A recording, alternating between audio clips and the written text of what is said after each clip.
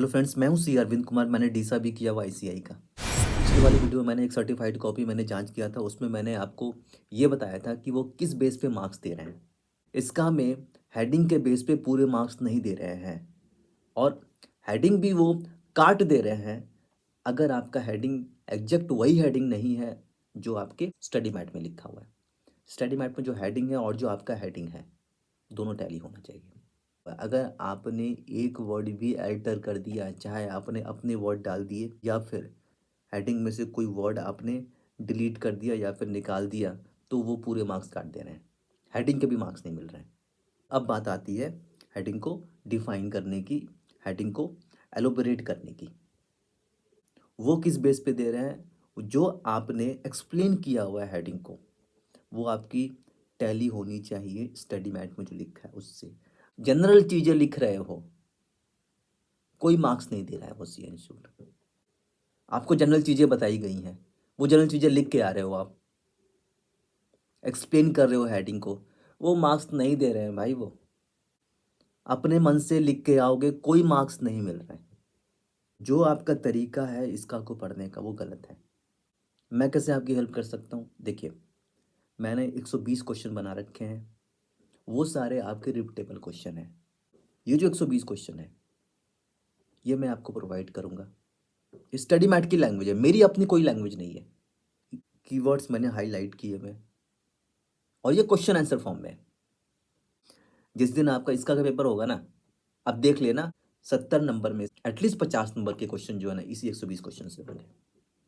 बाकी जो आपके 30 नंबर के एमसीक्यू हो गए, वो एमसीक्यू जो मैंने बना रखा है वो सब आईसीआई वाले ही हैं, मेरे अपने कोई नहीं है। सब मैंने आईसीआई से ही पिक किए हुए हैं, तो फिर वो मैं आपको प्रोवाइड करूंगा। और एक है आपका मॉक टेस्ट, सबसे इंपॉर्टेंट। मैंने आपको क्वेश्चन दिया, जहाँ पर भी हेल्प होगी तो मैं आपको हेल्प करूँगा। उस वाले 120 क्वेश्चन के अंदर मैं आपको, अगर मुझे पढ़ाना है तो मैं आपको पढ़ा दूंगा। मॉक टेस्ट के माध्यम से मैं आपको ये भी गाइड करूँगा कैसे चीज़ें लिखनी है एग्जाम में। इम्पॉर्टेंट है कि आप मेरे पास आओगे। प्यासा कुएं के पास आएगा, कुआं कभी प्यासी के पास नहीं जाएगा। अगर कोई हेल्प चाहिए इसका के अंदर, प्रॉब्लम हो रही है आपको, दिक्कत हो रही है, आप नहीं कर पा रहे हैं इसका, तो आप मेरे पास आओ, तब तो मैं प्रॉब्लम बताऊंगा ना। अपने हिसाब से जो आपका पुराना तरीका है, आप उसके हिसाब से करे जा रहे हो, आपको नंबर नहीं आ रहा है। आप कर रहे हो ना, कहाँ नंबर आ रहा है? और इसके अलावा बाकी जो सब्जेक्ट हैं, DT, IDT, audit, law, FR, SFM, इसमें भी कोई दिक्कत तो आप मुझसे पूछो, मैं आपको बताऊंगा, गाइड करूंगा कैसे चीज़ों को करना है। अगर मेरी बातें आपको समझ में आ रही हैं तो आप आइए, मैं आपकी हेल्प करूंगा।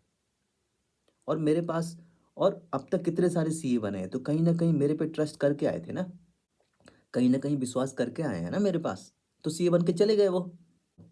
लेकिन जो तरीका आप अपना रहे हो उस तरीके से अगर नहीं हो पा रहा है, वो तरीका सही नहीं है, तो यार फिर वो आगे भी तो आपको तरीका सही नहीं होगा ना।